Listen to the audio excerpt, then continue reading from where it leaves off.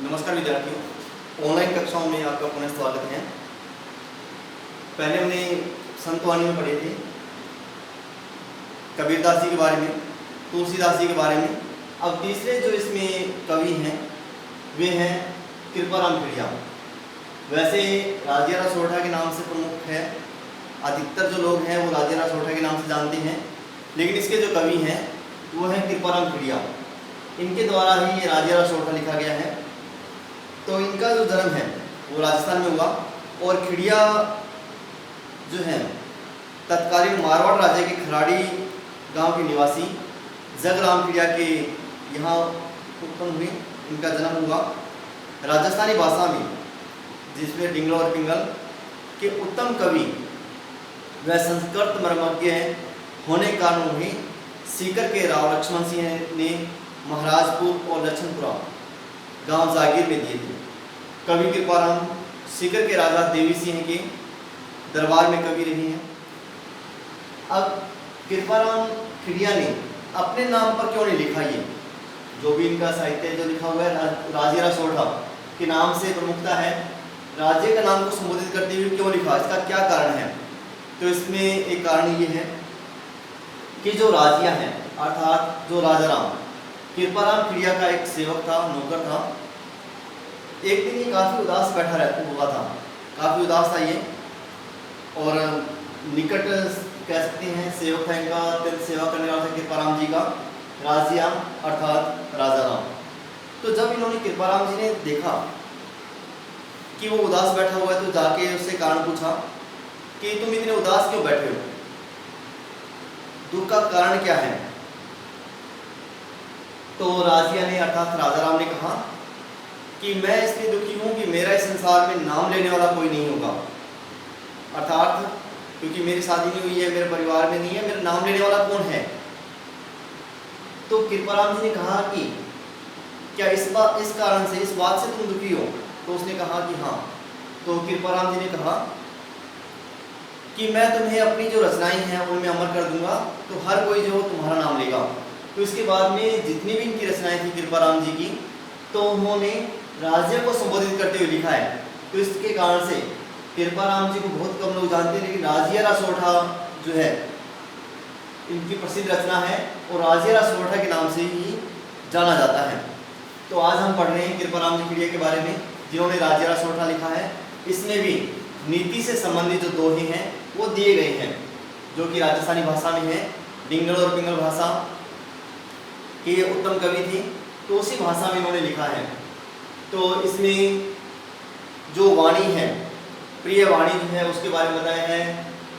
रूप के तुलना में जो गुण हैं उनकी महत्ता को इसमें प्रतिपादित किया गया है।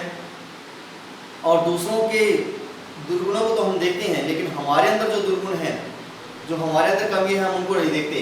तो ऐसा इसमें बताने का प्रयास किया गया है। और जो मतलब का जो व्यवहार है संसार में हो रहा है, तो उसके बारे में भी इसमें बताने का प्रयास किया गया है। तो इस प्रकार से जो नीति से संबंधित जो दोहे हैं कृपाराम जी के द्वारा लिखी गई हैं, तो आज हम इनका अध्ययन करते हैं। राजाराम जी जो कृपाराम खिड़िया हैं, तो उनका जन्म 1743 में हुआ और इनका जो देहांत है, देहावसान जो है, स्वर्गलोक गमन है, वो 1833 ईस्वी में हुआ था। तो अब आज हम राजेरा सोरठा पढ़ रहे हैं। तो पहला जो दोहा है इनका कि उपजावे अनुराग कोयल मन हर्षित करे, कड़वो लागे काग रसना रागुण राजिया। रसना कहा गया जीव, जैसे हमने तुलसीदास जी पढ़ा था, रसना शब्द उसमें भी आया हुआ था। रसना का मतलब है जीव। उपजावे अनुराग, उपजावे मतलब उत्पन्न करना, अनुराग का मतलब प्रेम।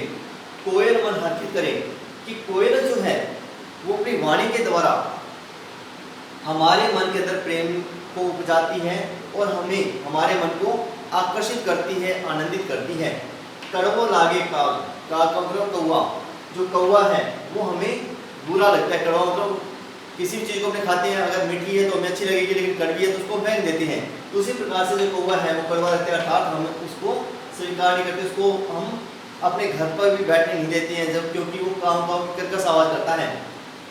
तो रसना रागुण राजिया, तो कृपाराम जी राजिया के माध्यम से कहते हैं कि हे राजिया, ये सारे ही रसना के अर्थात जीव के गुण है, अर्थात उसकी वाणी जो है, वाणी के गुण है कि कोयल जो है काली है और कौवा जो वो भी काला है, लेकिन लेकिन दोनों में अंतर देखो कितना है कि कोयल जो हर किसी के मन को आकर्षित करती है, आनंदित करती है और हर किसी के मन में प्रेम को जागृत करती है, जबकि कौवा जो अपनी वाणी के कर्कश वाणी के कारण से हर किसी को बुरा लगता है। तो इसलिए हमें इस संसार में मधुर वाणी बोलनी चाहिए, मीठे वचन बोलने चाहिए। दूसरा है काली घड़ी कुरूप कस्तूरी कांटा तुले शक्कर बड़ी स्वरूप रोड़ा तुले राजिया। और इसमें कुरूप है कस्तूरी, कस्तूरी यानी कि कस्तूरी मृग से नाभि में से निकलने वाला एक पदार्थ है जो कि काला होता है, काले रंग का होता है, रूप रंग नहीं होता उसका, बिल्कुल ही ऐसे भद्दा सा लगता है, लेकिन उसकी जो खुशबू है वो हमें अपनी ओर आकर्षित करती है और हर कोई जो है उसकी खुशबू से मंत्रमुग्ध हो जाता है। तो उससे बताया है शक्कर की तुलना इससे की गई है। काली घड़ी कुरूप कस्तूरी कांटा तुले, कि कस्तूरी जो है वो काली है, बहुत ज़्यादा काली है, कुरूप है, लेकिन वह कांटा तुले, कांटा मतलब कि जिससे सोना चांदी तोला जाता है, ऐसे तराजू पर वो तुलती है। शक्कर बड़ी स्वरूप रोड़ा तुले राजिया, कि शक्कर जो है, जो चीनी है वो बहुत ही सुंदर होती है, सफ़ेद रंग की होती है, लेकिन उसमें ज़्यादा गुण नहीं होते। तो शक्कर बड़ी स्वरूप रोड़ा तुले राजिया, शक्कर जो है अत्यंत सुंदर होने के कारण भी वह रोड़ा, रोड़ा कहते हैं पत्थर, कि पत्थर के बाट के द्वारा तोली जाती है। अर्थात यहाँ पे रूप के बदले में जो उसका गुण है, गुणों को ऐसे महत्ता दी गई है कि गुणवान व्यक्ति की हमेशा ही जो है महत्ता रहती है, ना कि रूप रंग की। अगर किसी में सुंदरता है लेकिन उसमें गुण नहीं है, उसका जो रूप है वो निरर्थक है। तीसरा डूंगर जलती लाई जावे सारो संसार ही जगत पर जलती निज पाए रति न सुझे राजिया, कि डूंगर, डूंगर का आगे जो पहाड़ है, पहाड़ जो है, पहाड़ पर जलती हुई आग को जो भी सारा ही जगह, जो भी मतलब देख रहा है कि सारा ही संसार देखता है, पहाड़ के ऊपर आग जल रही है उसको पूरा संसार ही देखता है।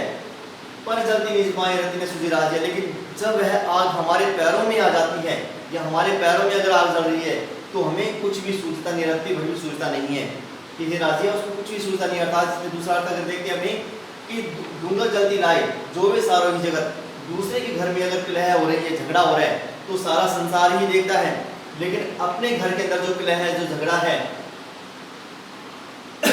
तो उसको कोई नहीं देखता है। अर्थात तो उस समय उसको कुछ भी सूझता नहीं है कि वो क्या करे। चौथा मतलब की मनवार चुपके लावे चूरमो, बिन मतलब मनवार राव न पावे राजिया। अब इसमें मतलब का जो व्यवहार है उस पर कटाक्ष किया गया है कि जब मतलब हमें होता है या किसी को भी मतलब होता है तो हर कोई जो है उसकी भगत करने में लगा रहता है, लेकिन जैसे ही मतलब निकल जाता है तो उसको पूछता भी नहीं है कोई। तो ऐसा इसमें वर्णन किया गया है। मतलब की मनवार चुपके लावे चूरमा, कि मतलब की मनवार, मनवार का मतलब मनोहार, भगत करना, खुशामद करना, कि मतलब के कारण ही हर कोई किसी की भगत करता है, उसकी खुशामद करता है। चुपके लावे चूरमा, और उसके लिए चूरमा आदि जो व्यंजन है वो भी लाए जाते हैं, उसको खिलाए जाते हैं।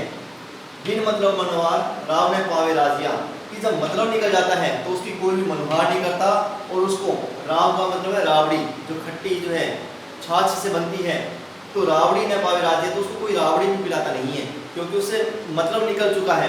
तो इसलिए ये सारा ही मतलब का व्यवहार है। तो मतलब का जो व्यवहार है कि मतलब के समय अगर किसी से कोई मतलब है तो उस समय हर कोई उसकी मनोहार करता है, उसको हर प्रकार से प्रसन्न रखने का प्रयास करता है, लेकिन जैसे ही मतलब निकल जाता है उसको पूछता नहीं है कोई भी। आगे है मुख ऊपर मिठास घट माही खोटा घड़े इसना सुई क्लास राखी जे नहीं राजिया।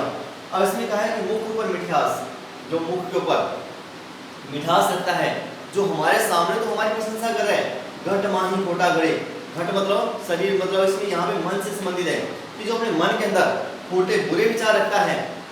इसना सुई क्लास राखी जे नहीं राजिया, कि ऐसों से हमें किसी प्रकार का कोई भी व्यवहार नहीं रखना चाहिए। हे राजिया, हमें ऐसे व्यक्ति से किसी प्रकार का कोई व्यवहार नहीं रखना चाहिए, हमें इस प्रकार के व्यक्ति से किसी प्रकार की कोई मित्रता नहीं रखनी चाहिए जो हमारे मुख के ऊपर तो मीठा बनता है, हमारी प्रशंसा कर रहे हैं और पीठ पीछे हमारा जो नुकसान कर रहे हैं, अहित कर रहे हैं। तो इसना स्वीकास, ऐसों से हमें दूर रहना चाहिए और किसी प्रकार का कोई मतलब हमें नहीं रखना चाहिए। छठा इसमें दिया हुआ है सांचो मित्र सचेत कहूँ काम न करे किसो हरि अर्जन रे हेत रथ कर हाँक्यो राजिया। सांचा मित्र सचेत, कि जो सच्चा मित्र होता है वो सदा ही सचेत रहता है, अपने मित्र की भावनाओं को समझता है और जो उसका मित्र जो है वो कहता है तो उसको पूर्ण करता है। तो सच्चे मित्र की यही विशेषता रहती है कि सांचो मित्र सचेत, कि सच्चा मित्र सदा ही सचेत रहता है। कईयों काम न करे किसो, कि कहने पर ऐसा कौन सा काम है वो जो नहीं करता है। अर्थात हर प्रकार से सच्चा मित्र जो है वो हर काम को करता है, चाहे अच्छा है चाहे बुरा है, तो वो है उसको सोचता नहीं है, मित्र के द्वारा कहे गए हर काम को वह करता है। हरि अर्जुन में हेत रथ कर हांक्यो राजिया, तो इसमें इसका उदाहरण दिया गया, दृष्टांत दिया गया है कि हरि का मतलब श्री कृष्ण ने अर्जुन में हेत, अर्जुन के लिए रथ कर हांक्यो राजिया, अपने कर करोड़ों हाथ से, अपने हाथ से रथ को हाँकना स्वीकार किया, उसका सारथी बनना स्वीकार किया। किस कारण से? एक सच्चे मित्र की मित्रता के कारण से कृष्ण ने भी अर्जुन के लिए कुरुक्षेत्र के युद्ध में रथ को अपने हाथों से हाँकना स्वीकार किया, उसका सारथी बनना स्वीकार किया। आगे है 7वां, हिम्मत कीमत होए, बिन हिम्मत कीमत नहीं, कर्ण आदर कोई, रद कागज जीव राजिया। अब इसमें कहा गया कि जो हिम्मत व्यक्ति में रहती है, अगर हिम्मत है तो उसी की कीमत रहती है। बिना हिम्मत के किसी में भी, हिम्मत का मतलब शक्ति, बल, अगर किसी में शक्ति नहीं है, बल नहीं है, तो उसको कोई भी पूछता नहीं है। अगर एक पहलवान है उसके सामने एक दुर्बल व्यक्ति खड़ा हुआ है, तो दोनों में से उसको किसको पूछा जाएगा? स्वाभाविक रूप से जो शक्तिशाली है अर्थात जो पहलवान है उसको ही व्यक्ति पूछेगा, ना कि उस दुर्बल व्यक्ति को। उसके दुर्बल व्यक्ति की जो बात है उसकी कोई महत्ता नहीं होगी। तो ऐसा इसमें बताने का प्रयास किया गया है कृपाराम की क्रिया के द्वारा कि हिम्मत कीमत होए, कि हिम्मत जो है, जो साहस है, उसी की ही कीमत होती है। बिन हिम्मत कीमत नहीं, बिना हिम्मत के किसी प्रकार की कोई कीमत नहीं है।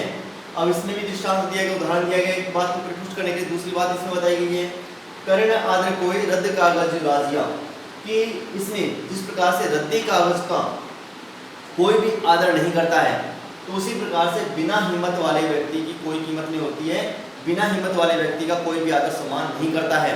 इस प्रकार से हमारे अंदर हिम्मत होनी चाहिए। तो ये था राजिया रसोठा, जो कि हमारा पहला अध्याय था सृजन का, संतवाणी। उसमें 3 कवियों का वर्णन था। इसमें कबीरदास जी, तुलसीदास जी और कृपाराम जी क्रिया, जिसके द्वारा लिखा गया राजिया रसोठा है। तो हमने इनका अध्ययन किया। धन्यवाद।